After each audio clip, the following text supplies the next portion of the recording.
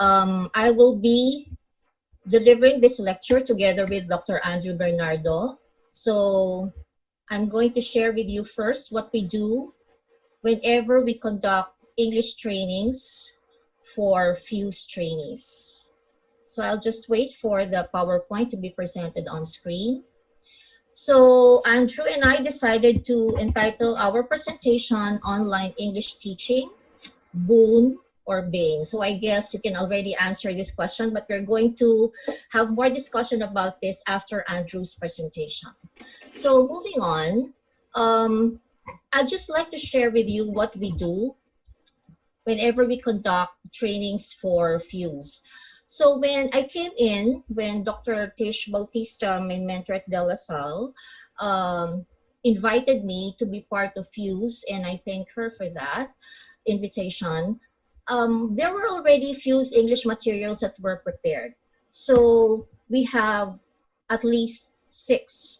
We have a TSM for teaching listening, a TSM for teaching speaking, another TSM for teaching reading, for teaching writing, for teaching grammar, as well as for teaching literature. And where does assessment come in? We decided that assessment be integrated in all these TSM materials or teacher support materials. Okay. Next slide, Andrew. So our TSMs do have accompanying videos. If I'm not mistaken, we have about 45 videos. But what is nice with the videos is that whenever we train the teachers and orient them with the concepts about teaching the different macro skills, towards the end, all these language macro skills are integrated. So, for example, one TSM which focuses on reading, if reading is the focus skill, later on we would have to integrate it with other language macro skills. So in other words, there will be support skills, like if the talk is, or if the training is on listening, we will integrate it with speaking, reading, writing, and grammar. Or if the focus skill is speaking, towards the end we will integrate it with listening, reading, writing, or even grammar, and so on and so forth.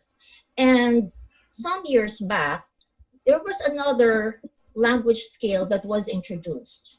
And we have now the 5th skill, which we call viewing. So we have integrated viewing now as part of our training, and it's equally important as the other language macro skills. So it's the 5th macro skill today.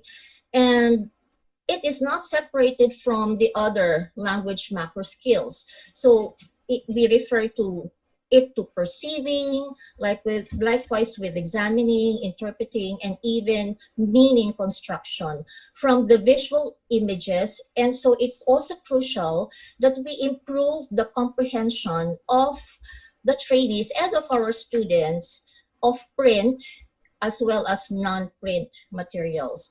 So this is really the skill to be taught as the learners are exposed now to multimedia. And students would have to understand that the visual text is important because they have to understand the message by seeking and checking also their own understanding by making connections, at the same time also making and confirming predictions, making inferences, interpreting, summarizing, of course reviewing, analyzing, as well as evaluating. So all these skills that we infuse in viewing, of course, are all related to the other 4 language macro skills. Okay. Next, please. So when we decided to come up with supplemental materials for the English TSMs, we sat as a group, and because the TSMs and the video, concept video tapes need some kind of upgrading, we decided that for literature, we now include 21st century skills and literature. For writing, we now have a supplemental material for writing journal entries. For reading, supplemental materials for capsule biography and transcoding, and reading in the digital age. And for the TSM on writing, we have journalistic writing as well as play review. Of course, we have also included viewing. And this is also with the guidance of Dr. Lodi Tayal. Okay. Now, there are developments, of course, in the field. Too many developments in the field of linguistics and language education. And we have noted that we can also orient the trainees or the students as regards to developments in the field, and at the same time tie it up also with some of the concept fuse or the fuse concept tapes. So the lessons that we prepare also pave the way for us to update our teachers and students about these developments in the field. For example, we have the concept of world Englishes, Asian Englishes, and Philippine English. And for those in the field, we know very well that one of the pioneers of Philippine English in the country is no less than Dr. Maria Lourdes Bautista, along with Brother Andrew Gonzalez. And another development also would be the so-called linguistic landscape, schoolscape, and tourist landscape. And in as much as Dr. Bernardo's research interest focuses on Philippine English. Actually, his dissertation is on Philippine English, and recently he branched out to linguistic landscape, and this is the very reason why I requested him to also execute a lesson on these developments, and at the same time tie it up also with some of the fuse concept tapes. Okay, so at this point, I'm going to yield the floor to Andrew for the discussion of the lesson. Thank you. Thank you po. Can you hear me? Yes. Okay, thank you. Foremost, allow me to thank Fuse and Dr. Madunyo for the invitation that I speak today, not as your Christmas party MC emeritus, but as your fellow educator. I miss the Christmas party at Fuse. I miss the Luciatan boxes. And I'm honored to have been requested to share my thoughts and insights about the topic online English learning with leading figures in the field of education. So to continue, we all know that the online learning environment we all are in this day and age can be one of the online learning environment triad. So we have synchronous, asynchronous, or hybrid. I need not define each of these because I know that these words have become household and even barbershop vocabularies that even haircutters and nursery pupils know how to distinguish one from the other. My own kids know, use this vocabularies or words every day. I would like to emphasize, though, that our sharing this morning slants towards asynchronous teaching and learning engagements as a mode of online teaching and learning. With fluctuating internet connectivity, asynchronous teaching and learning seems to be a better, if not the perfect choice. An asynchronous mode of learning and teaching has been the most prevalent form of online teaching so far, and it's because of its flexibility. Asynchronous environments provide our students with readily available materials in the form of, let's say, audio or video lectures, handouts, articles, and even audio PowerPoint presentations at that, and modules and notes, and many, many more. And these materials are all accessible anytime, anywhere via the learning management system or LMS or other channels of different sorts. In the case of our university, in the case of UST, where we teach, our LMS is Blackboard, which is accessible via the UST Cloud Campus. Asynchronous e-learning is also the most adopted method of online education these days because the learners are not time-bound and they can always respond at their most convenient time or when technical issues are no longer a concern. Therefore, asynchronous space leads to a self-paced, independent, and student-centered learning. The reason why I said earlier that it's a better, if not the perfect choice. Asynchronous learning also takes place via the different tools at our disposal. So we have the social media, different social media platforms. We have a lot of mobile applications now, collaborative communication, learning objects, blogs, even text messaging, no, and many more, such as the discussion boards, email lists, videos, and the digital library. The reason why I put here and beyond, because there are a lot of tools at our disposal which we can use in doing asynchronous teaching and providing asynchronous engagements.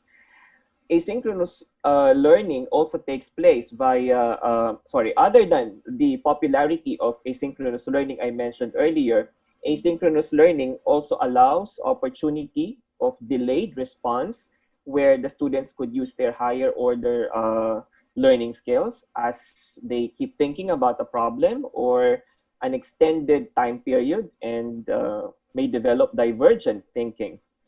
Asynchronous e-learning can also scaffold students' previous knowledge with new concepts. And there's less reliance on memory and notes, more opportunity of discussions with peer groups, which help build their critical thinking and deeper understanding or learning. And another good thing about asynchronous e-learning is that in this mode, shyness is reduced due to the distance mode, which alleviates the fear of the teacher. No, bumababa po yung affective filter no ng ating mga estudyante. So yung kanilang shyness no na nababawasan because of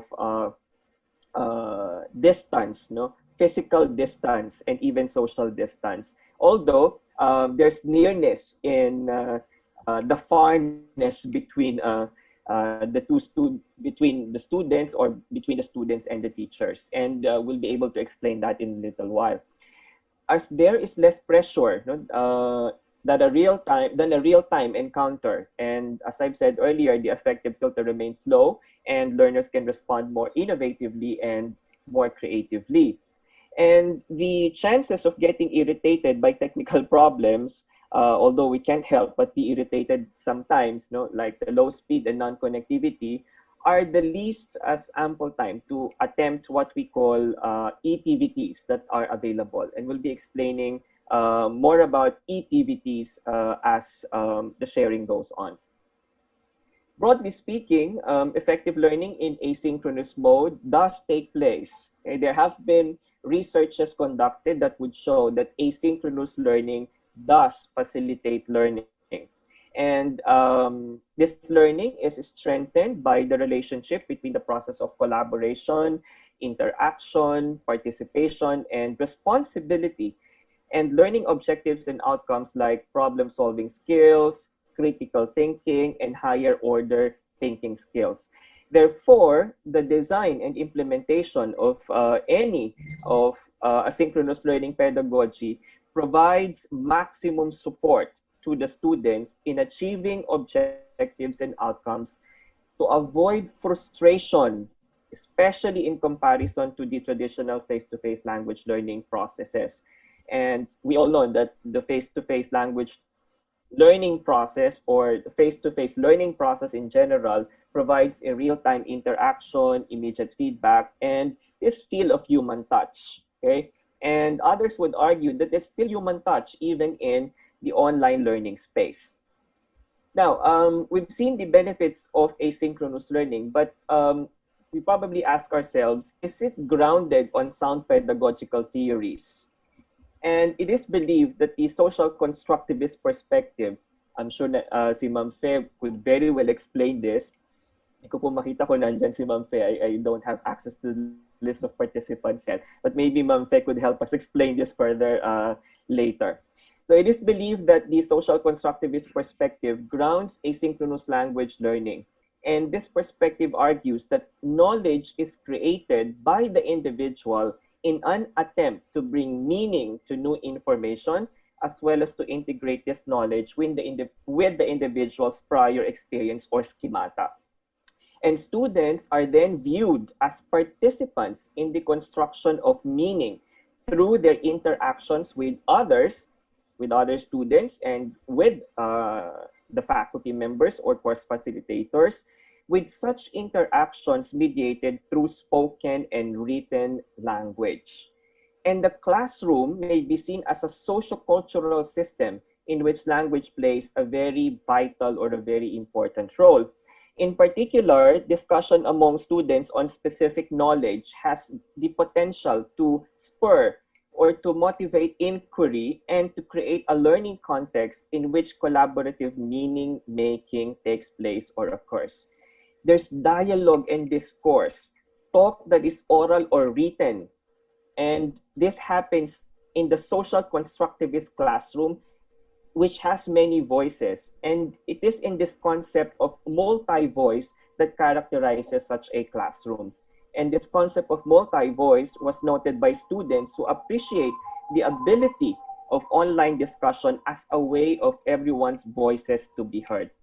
Simply put, asynchronous teaching and learning is informed and it is also theory based. So it is important that we highlight that so that when teachers make their choices, let's say if they go purely asynchronous, there are theories that ground the implementation of asynchronous language teaching. Now, what about asynchronous language learning? Okay, so we're adding a new dimension. So this time, language learning.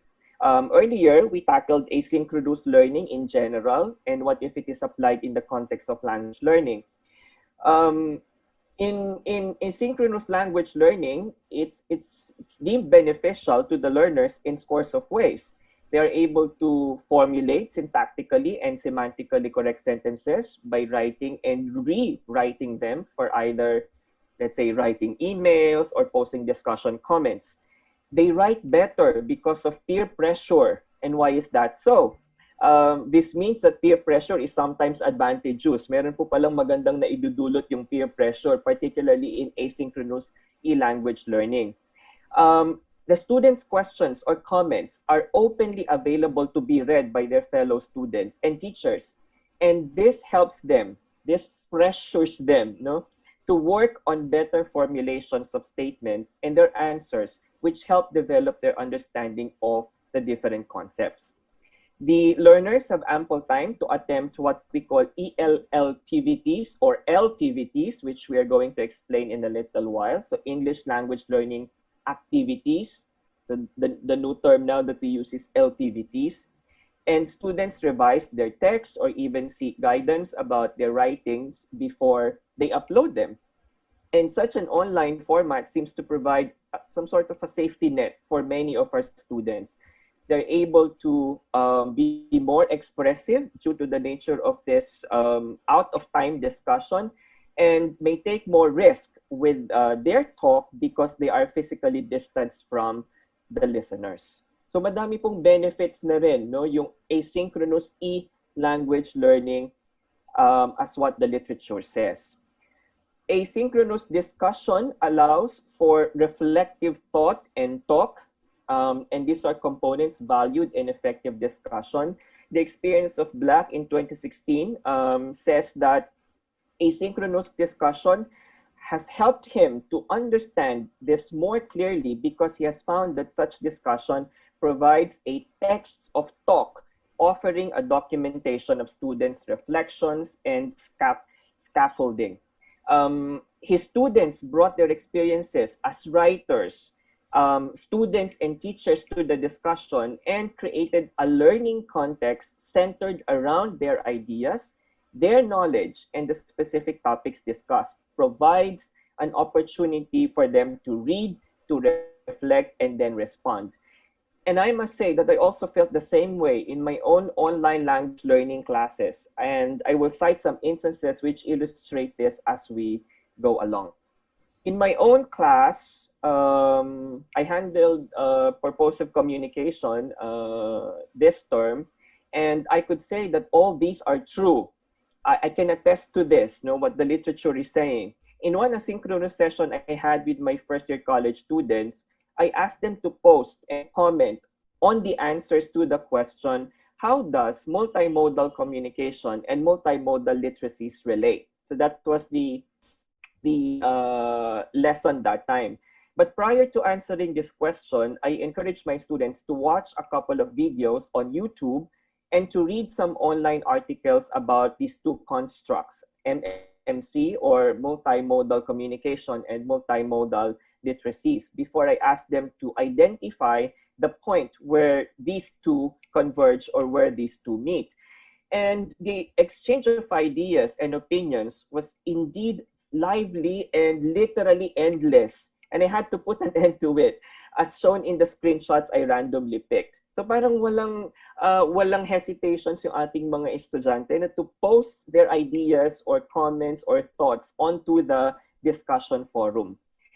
In another asynchronous session through a discussion forum, I asked my students to respond to the question, is manipulation a purpose of communication? After our discussion on the different purposes of communication. Um, in many of the communication models they have seen, communication always has positive purposes. And I challenge them to argue for or against the notion that communication can also be manipulative and thus has the purpose of controlling others. The responses I gathered from the students were varied and surprising, but very sensible as shown in the screenshots. And this also gave me an idea as to the kind and level of thinking my first year students have. Thank God they are products of K to 12. And to me, they look and sound mature in the way they write and think. Though I don't see and hear them, I could only read them, but to me, they look and sound mature every time I read their posts. I then led the students to relate this issue to how social media manipulates the way we communicate. I asked them to create a discussion forum in groups as shown in the screenshot, but I made sure that they are provided with input from videos and articles available online. I divided them into small discussion groups, and the students' response to the asynchronous activities is indeed encouraging. So these asynchronous engagements, those that I did, are examples of LTVTs, okay, or English language learning activity, which refers to any ETVT device for an online language classroom in general, and second language or L2 classroom in particular. And the use of these asynchronous LTVTs allowed the creation of a context of language learning through collaboration as a communicative approach of language teaching to encourage group activities and social construction of language through interaction with a shift of focus from teacher-centered pedagogy to learner autonomy. I must say that in the physical classroom, the teacher's presence is strong. But in the online classroom, the voices of the learners are much stronger. In asynchronous teaching, indeed, the spotlight is on the students. In another collaborative ETVT, I asked the students to work in groups in discussing the question, is Janina San Miguel communicatively competent? Why or why not? We had a synchronous discussion prior to this, but before they worked on the asynchronous task, they accessed materials online, which provided them with additional input. In case you hardly know Janina San Miguel, she is a Filipino beauty queen who was crowned Binibining Pilipinas World at the Binibining Pilipinas 2008 beauty pageant. She gained notoriety for her performance in the pageant's question and answer portion, where she lost her composure and she also gave an unfocused and rambling response with a very thick accent. A video of the incident gathered millions of views on websites such as YouTube, and I asked my students to watch these videos and to forward their opinions about the question, is Janina San Miguel communicatively competent? And the responses of the students were profound and varied.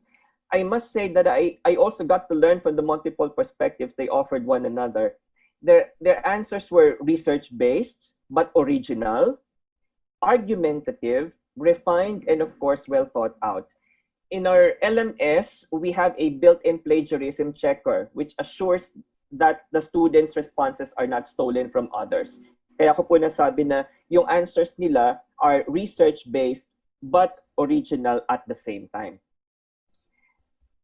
Understandably, asynchronous language learning also faces some challenges. No, no matter how beautiful its package, no, pero may mga challenges din po. As it is, nothing is perfect naman in this world, no.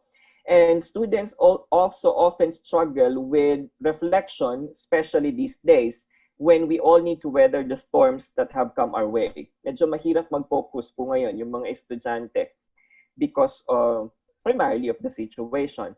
And instructors, course facilitators need to structure discussion online so that it becomes a forum of communication as well as critical thinking. The key, however, is asking good and the right questions. And the key to a good reflection is a good and the right question. Kaya po importante din that when we provide asynchronous engagements, the questions we ask our students are well thought out and that would generate profound answers from our students. With clear instructor expectations and facilitation of the discussion, online talk has the potential to grow from shallow sharing to something thoughtful and reflective. Pero hindi po yun madaling gawin. Students also need to view writing online as both process and product, and teachers will have to make the students realize that writing is an experience, that writing is a social practice. As it is in asynchronous teaching, they will have to write and read a lot. Pero maganda po doon na hone yung reading and writing skills nila. Not much speaking kasi hindi natin sila nakakausap, pero yung reading and writing skills na hone in asynchronous instruction. On the part of the teacher, the greater challenge is, eto po, kaya marami ding umaayaw sa asynchronous teaching and learning. It's the increased workload. And why is that so? More answers to read and check. Instructors must also initially learn the computer program that structures the online discussion. And ako po mismo, I must monitor students' responses. I must assess students' responses. And finally, I must constantly be available to answer questions or clarify assignments. And sometimes, I couldn't help but be irked by the late night emails. But let us face it, in the new normal, night is day. Di na po siguro tayo dapat magalit because in the new normal, lalo na po na ang internet works best at night, our students will send inquiries or emails or even Facebook messages in the evening. Moving forward, asynchronous e-learning can also be challenging as only a carefully devised set of strategies can keep the students engaged and interested. And students have to be self-disciplined. Isa po yan sa key for them to be able to successfully engage in asynchronous teaching. They have to have self-discipline to keep themselves active as well as interactive to keep track of all the activities. And because of these challenges, because of the challenges online learning in general and asynchronous learning in particular bring, it is important to teach our students dispositions through our daily lessons or daily classroom interaction. Dispositions are non-linguistic, cognitive, affective, and volitional factors. And these are also defined as enduring habits of mind and action, the tendency to respond to situations in characteristic ways. And teachers like us will have to make the students realize the relevance of language learning to the students' lives, especially in the midst of crisis, in the midst of the pandemic. Siguro po kailangan din nating ma-emphasize that both Abraham Maslow and Benjamin Bloom matter, that it is not either Maslow or Bloom, but both. Okay? Kaya po minsan yung mga bata humingi ng academic pause or academic break. Kasi hindi nila mapagsabay yung dalawa, si Bloom at si Maslow. Now, whether instruction takes place in person or online, the students are living through an unusually scary time, and we all know that.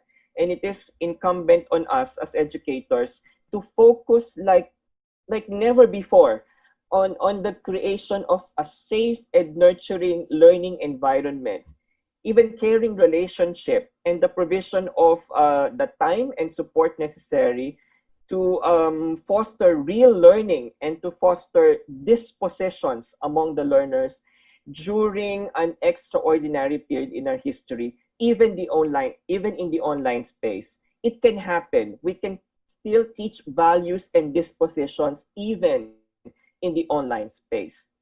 And one disposition we could help the learners develop is the recognition that they are not doing virtual or online classes just because they had no other options at the moment, or that it is something that needs a getting used to. Instead, our learners should develop the disposition to accept the happy reality. It's a happy reality to me that learning is borderless and that it can happen anytime, anywhere, anyhow, no matter what.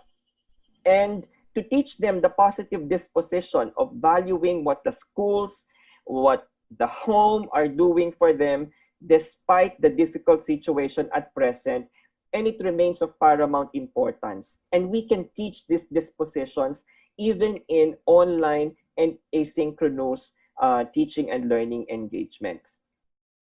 In relation to English language learning, to inculcate among the learners dispositions such as that grammar is not the only most important thing in this world. Um, I think Sir Mel mentioned this last time when he delivered his lecture. Many equate perfect grammar and pronunciation with communicative competence.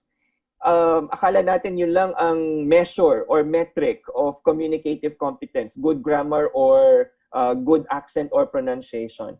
Now, through asynchronous e-learning activities, we can make the students realize that we should not judge a person such as Janina San Miguel based on their grammar or pronunciation alone. Instead, they should be led to change the way they look at proficiency and competence. There are other competencies we need to consider. For example, social linguistic, discourse, strategic, pragmatic competence. And our asynchronous lesson on communicative competence, like in my case, change the students' perspectives as far as communicative competence in English is concerned. The lessons developed in them a new disposition, the disposition of acceptance, of accommodation, and the disposition of appreciation. In other words, even in online teaching, we teach the learners not only contents, but also values and dispositions, and even life in general. Now, what do my students, okay, commercial lang po, there are people in the waiting room, sorry po. Okay, alright. Please accept them. Thank you po. Okay. Ako na po pala yung host talaga. Akala ko po co-host yun. Sorry po. May mga nasa waiting room. I'll just admit them po. Okay.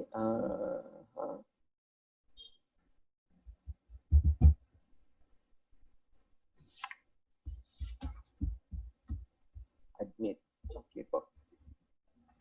Siguro po i-open ko na lang yung screen para yung box para makita ko if there are people coming in. It's quite difficult po kasi if you are screen sharing. So let me just check if there are still people in the waiting room.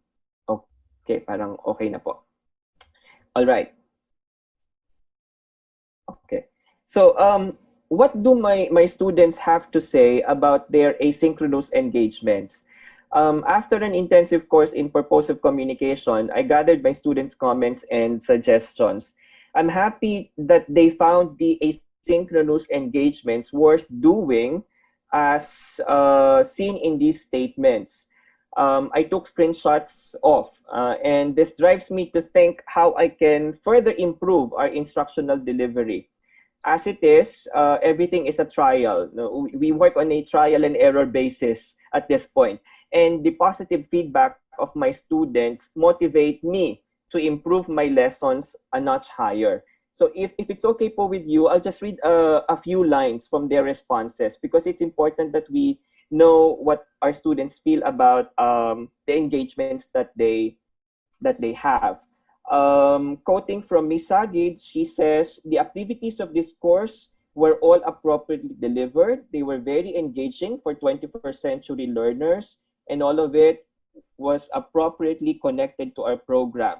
They were an absolute demonstration of theory and practice, and the only thing I wish I could have suggested is that some activities could have been delivered face to face for a more interactive experience, but she understands why it cannot happen at the moment. Ms. Bote says, the activities and lessons are appropriately delivered. To be honest, I was skeptical at first because how are we supposed to handle a semester's worth of lessons in 9 weeks? However, it is really amazing that despite the circumstances we're experiencing right now, the lessons are still interesting and I have learned a lot in a short amount of time. The delivery of the lessons is straightforward and the activities are related to the lessons discussed. So the things we have learned within 9 weeks are much easier to retain. For the information of everyone, sa UST po kasi meron kaming intensive courses taken for only 9 weeks. So, hinati namin yung term into halves. So, the first half would be for 9 weeks and then the other half also be for another 9 weeks for a different course. And kahit na po gano'n na medyo compact no, yung term, yung number of weeks, the students found it generally worthwhile. And finally, Ms. Lim says, I expected this course to be one of the most challenging ones to take online, considering its similarities to the oral communication subject because they had this impression na parang kamukha lang po nung tinake up nila in high school. But apparently, na-surprise sila because they hardly knew that purposive communication is very much different from oral communication they had in grade 11 or grade 12. So, in other words, positive po yung feedback ng mga estudyante. And as I've said, this drives us to further improve our lessons a notch higher. It is also important to note that the 24/7 presence of the learners in the online space makes them more exposed to the English language and more language learning media, whether animate or inanimate, and a lot of different platforms. This makes language learning, English language learning at that, much closer to the students. There is a universe of linguistic and non-linguistic input available on the internet, and this input gets to be overwhelming, and language teachers should be able to maximize the presence of this linguistic input in the virtual space. In linguistics po, we call this corpora. Nandyan lang po talaga sila sa harap ng mga estudyante. At ang dami nila, and this corpora get to be overwhelming, as I've said. The YouTube videos Fuse has recently uploaded, for example, are very helpful classic materials which both teachers and students can put to good use. One grammar lesson, for example, may be used in bridging the relationship between grammar and competence, and grammar and local varieties of English, such as Philippine English. And these videos will be very helpful, particularly in asynchronous teaching and learning. Ako po, for example, I can use these videos either as a point of departure or an input for enrichment purposes. All we need to do is to find the perfect spot in our lesson where these videos fit in. They are accessible for free, and all that students need to do is to click the links and watch them. Pwede po nating ibigay lang ng ibigay yung links and then sila na po ang bahalang mag-download nun. We don't have to present this in class. Let them access these materials at their most convenient time. Another source of language input, authentic language input at that, and Dr. Madruño mentioned this earlier, is a so-called linguascape. The language of material science in the cityscape and the schoolscape, the linguistic landscape of TV shows and films, the linguistic landscape of the cyberspace such as gaming, at alam na alam yan ng mga estudyante po natin, the internet and the cyber world. These are linguistic reservoir which await language teachers and learners' attention.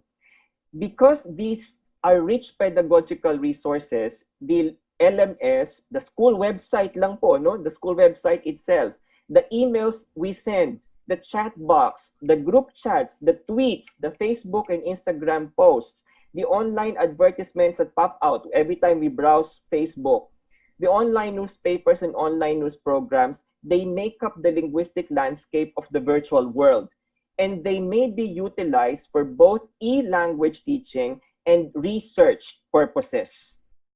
To this end, Webner posits that at the linguistic level, student explorations of science in the linguistic landscape or LL can contribute to increased awareness of lexical borrowing, syntactic patterning, and phonological adaptation, and rhetorical devices. Uh, and they can generate the discussion of the purposes and effects of code switching and hybrid language. Lang po to sa pinag-aaralan namin, no, in the field of linguistics and language learning in general. At another level, students can use the LL to explore issues of identity and ethnicity. At a macro level, students can research both overt and covert language policies, discrepancies between them, and the meanings behind those discrepancies.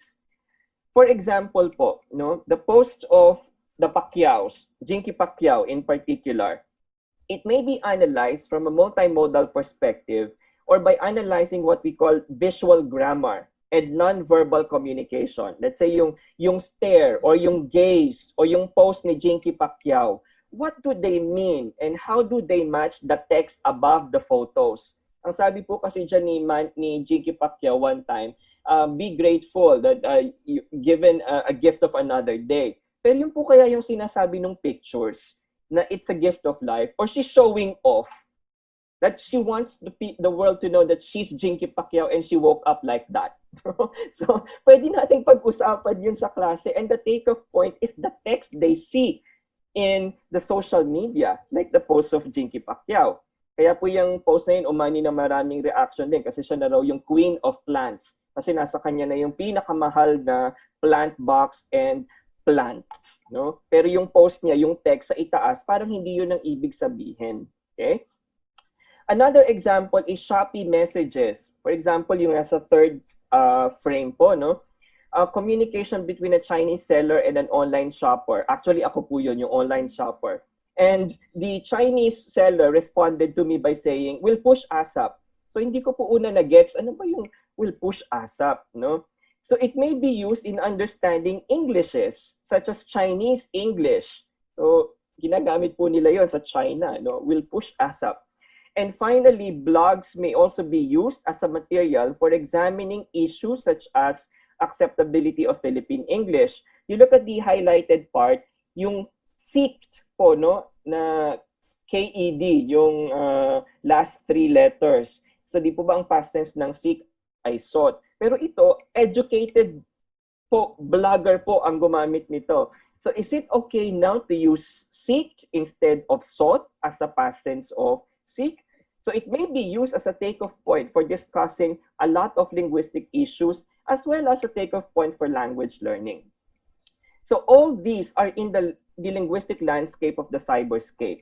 Hence, I argue that both language teachers and learners simply have to recognize the instructional potential and the pedagogical promise of LL, cyberscape, cityscape, and schoolscape, what they hold.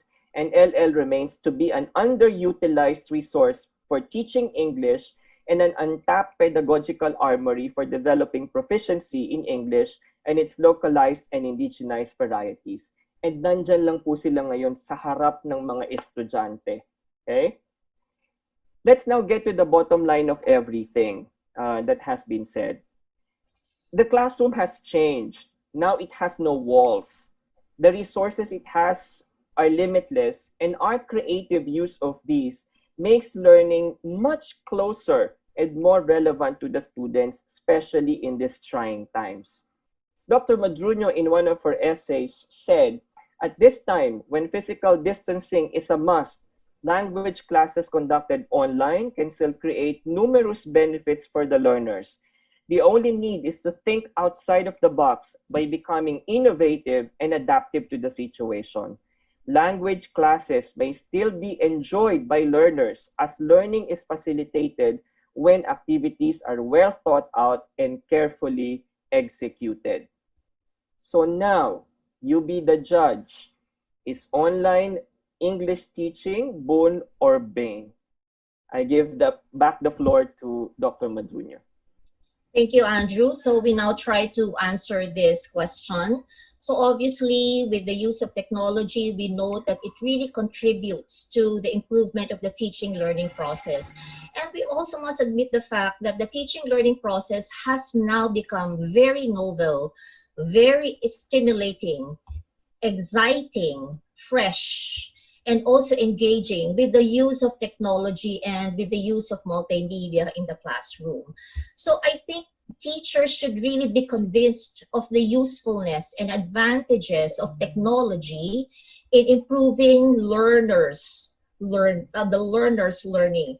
And technology continues to grow in importance as a tool to help teachers facilitate language learning for their learners. So there is also one big question that we need to answer. Okay?